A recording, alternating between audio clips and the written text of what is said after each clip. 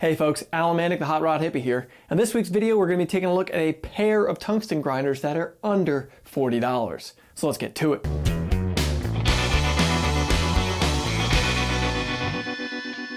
So you might remember just a couple of weeks ago, I went ahead and reviewed the Eastwood Tungsten Grinder they just came out with. The thing runs about $99. And you can check out that review to see what I thought of that. But one big question I see all over the place with that tool is, since it's just a grinder with an attachment to go ahead and grind tungsten, can I just buy the attachment? Well, Eastwood does not sell the attachment. However, a couple of other companies do. I picked up 2 units off of eBay to go ahead and test out. The units that I picked up are the Scottsman attachment for a Dremel die grinder setup and the TungstenMate grinder attachment setup. So now let's go ahead and go over the specifications of each of these little setups. Then I'm going to show you them in operation, and I'm going to tell you what I really think of each of these setups. Now both of these setups cost me less than $40 each. That's less than half the price of the Eastwood grinder. However, the Eastwood grinder comes with a grinder. These are just the attachments. They don't come with the grinder assembly complete. What you need to do is take them and attach them to whatever Dremel or similar type grinder you might have. So I'm not going to factor in the expense of the Dremels to my under $40 claim because I'm just talking about the attachments. You could go pick up the Milwaukee cordless one, you could go pick up a Dremel cordless one, a cheap Dremel, an expensive Dremel. I'm not going to factor in the range of grinders that you could choose to use with this setup. Both of these tungsten grinders claim to grind a range of sizes. The TungstenMate says that it grinds from .040 up to 1/8 inch.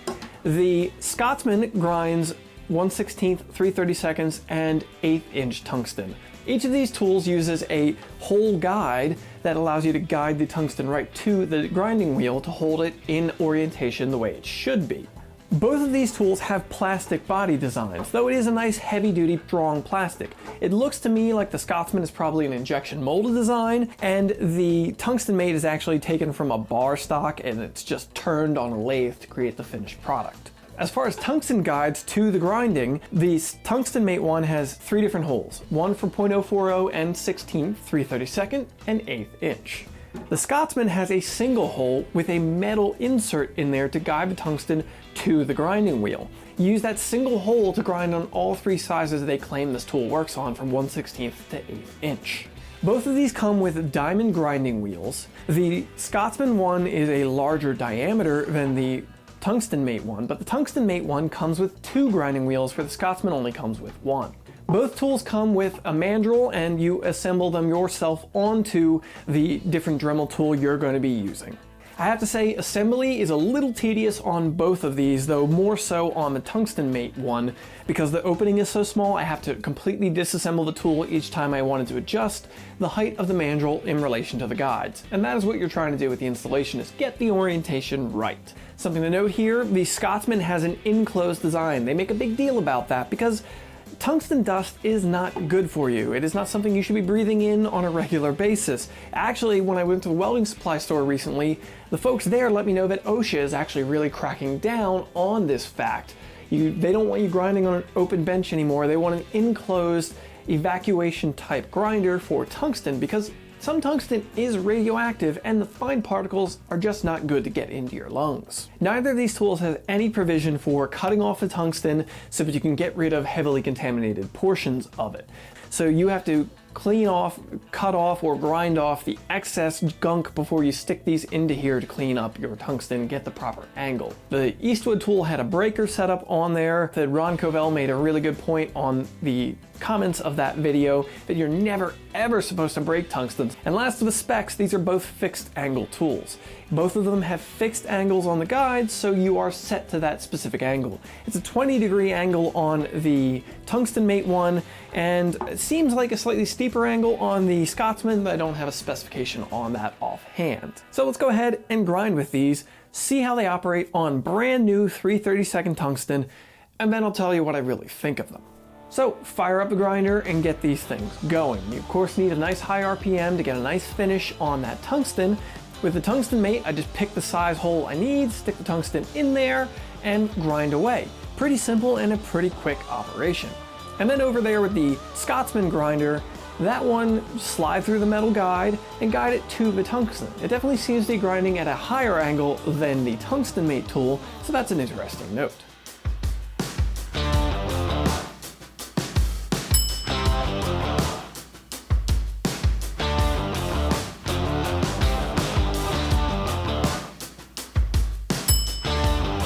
Okay, so now you've seen these tools in operation, let me tell you what I really think of them. Now, the TungstenMate tool was more difficult to set up. Because of a smaller opening, I had to fully disassemble it to make the adjustments that I needed to make on the tool. That's not that big of a deal. Once the mandrel's set up, I shouldn't have to adjust it again. I can change the blades, the grinding wheels, without having to disassemble the tool, so that's not really an issue to me. Having the individual guide holes is a really nice thing. It's going to guide that nicely for each size tungsten that I'm working with. The fact that they're plastic, some folks might not care for, but I'm not seeing much of an issue there unless the tungsten got really hot and maybe damaged the guide. I can't really see exactly why I would need a metal guide. This thing came in at $35 with free shipping on eBay, so this was the cheaper of the two options here. 1/16 hole diameter, if you're going to use that for 0.040, it's going to be quite loose in there. So it's really not technically going to be 0.040 grinding. I probably wouldn't recommend using it for that purpose. 0.040 tungsten's going to be delicate, getting it in there and having it wiggle around a little bit,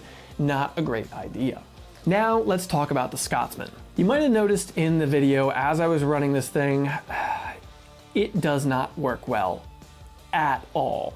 The guide hole, being the way it is with one size fits all, is very, very sloppy. It wiggles all over the place. I had to fight to keep it angled the way I wanted. I thought, okay, I'll probably just hold it against the bottom of the guide and I'll be fine. It really didn't work out like that. This thing spins the wrong direction. The way they set this up is to have the tungsten grinding on the side of the wheel that's running away from the guide. That's completely 100% wrong.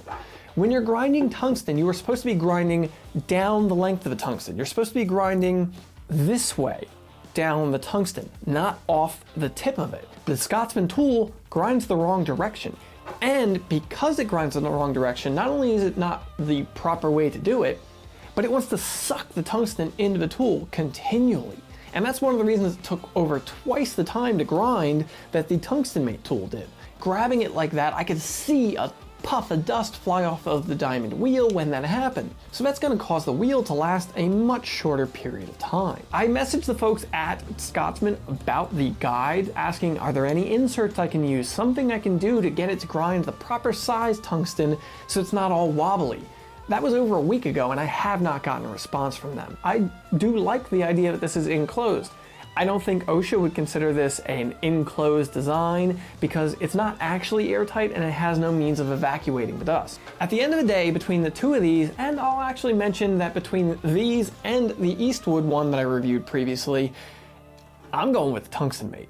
You could pick up a cheap grinder at the $35 with free shipping that this tool is, the different guide sizes that aren't sloppy, they're not an issue, coming with two wheels, where the Eastwood one only comes with one, the Scottsman only comes with one. This is the tool to have, in my opinion, if you're going for one of the cheaper grinder setups. Now, I would love this to have a steeper angle, but I understand that they're setting it up the way that the AWS recommended angle of grind is, so I'm not going to complain about that. Just for me, I like a longer, pointier tungsten grind. I have to say, at the end of the day, this is the first review video that I have done where I'm going to tell you, do not buy this product. The Scottsman tool is just flawed design every which way. If it had guides that actually guided the different sizes of tungsten nice and tight, we'd be having a different conversation. If it was grinding on the other side of the grinding wheel, we'd be having a different conversation. But we're not. It doesn't. Do not buy this tool. I don't recommend it, would not recommend it, cannot recommend it. Alright folks, that is my review of these under $40 tungsten grinders. Go ahead and drop the video a like if you found it informative. Let me know in the comments down below. What do you think? You gonna pick up one of these tools, or you have one, a more expensive one in the shop that you like? Let me know what you think. Go ahead and subscribe to the channel for more content like this every week. Thanks for coming around, folks.